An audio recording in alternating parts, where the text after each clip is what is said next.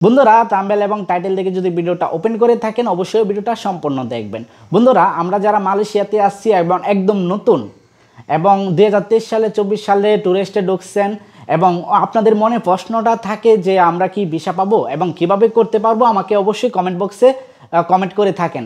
তো আজকের ভিডিওতে আপনাদেরকে সকল ইনফরমেশন অবশ্যই দেব। তো বন্ধুরা সম্পূর্ণ ভিডিওটা দেখবেন, ভিডিওটা একদম না টেনে। বন্ধুরা আপনারা হয়তো জানেন মালয়েশিয়াতে যারা আছেন 2023 সালে মাইজির ভিসাগুলো যাদের মাতি হয়েছে তাদের ভিসা কিন্তু হয় নাই, অনেক দিন যাবৎ স্টপ ছিল। এখন সরকার ডিক্লার দেওয়ার পর তাদের ভিসা কিন্তু হচ্ছে 6, 7 এবং 7, 8 একসাথে ভিসা লাগাতে হয়েছে অনেক টাকা খরচ করে, এবং সবাই ভিসা হাতে পেয়ে যাবেন অতি দ্রুত।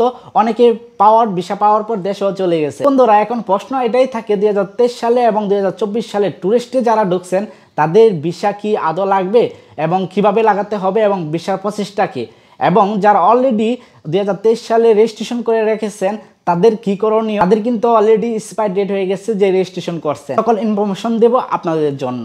তো বন্ধুরা ছোট্ট একটি বিরতির পর চলে আসবো আবারও। বন্ধুরা বিরতিতে অবশ্যই বলবো যারা মালয়েশিয়াতে আছেন এবং আপনাদের প্রয়োজনে ভিসা চেক, মেডিকেল চেক অনেক কিছু চেক করতে হয়, সেটা খুব সহজে আপনার হাতে থাকা অ্যান্ড্রয়েড ফোন দিয়ে কিভাবে চেক করবেন লিঙ্কটি আমি ডেসক্রিপশন বক্সে দিয়ে দিব এবং ফার্স্ট কমেন্টে দিয়ে দিব। তো আপনি যেটা করবেন বন্ধুরা, অ্যাপ্লিকেশনটি ইনস্টল করার জন্য আমার ডেসক্রিপশন বক্সে চলে যাবেন অথবা ফার্স্ট কমেন্ট বক্সে লিঙ্কটি দেওয়া থাকবে। লিঙ্কটিতে ক্লিক করার সাথে সাথে এমন একটি ইন্টারফেস চলে আসবে। এখানে অ্যাপ্লিকেশনটা দেখতে পাচ্ছেন, এটাকে ডাউনলোড অপশনে ক্লিক করে দিবেন। ডাউনলোড অপশনে ক্লিক করার পর ডাউনলোড হতে থাকবে। ডিটেলসে ক্লিক করবেন। ডিটেলসে ক্লিক করার পর ডাউনলোড ডিটেলসে ক্লিক করার পর আপনার সামনে অ্যাপ্লিকেশনটার যে ডাউনলোড কত পার্সেন্ট হচ্ছে, কতটুকু হচ্ছে এখানে দেখাবে। সো আর 10 সেকেন্ডের ভিতরে আমার ডাউনলোড কমপ্লিট হবে বন্ধুরা। তো ডাউনলোড হতে কিছুক্ষণ সময় নিচ্ছে। তো ডাউনলোড হওয়ার পর অলরেডি ডাউনলোড কমপ্লিট হয়েছে, আমরা ফাইলটাতে ক্লিক করব। এপিকে ফাইলটাতে ক্লিক করার পর প্যাকেজ ইনস্টলারে ক্লিক করবেন অথবা ইনস্টল করার জন্য আপনি ইনস্টল করবেন এপিকে ফাইলটা। অ্যাপ্লিকেশনটি ইনস্টল করার পর এখানে ইনস্টল চাচ্ছে, আমরা ইনস্টলে ক্লিক করব। ইনস্টলে ক্লিক করার পর এটা ইনস্টল কমপ্লিট হয়ে ওপেন দেখাবে। এখানে ওপেন অ্যাপস এই অপশনে ক্লিক করবেন। ক্লিক করার পর আমরা ভিসা চেক অ্যাপ্লিকেশনটা সাকসেসফুলি ইনস্টল করে ওপেন করে নিলাম।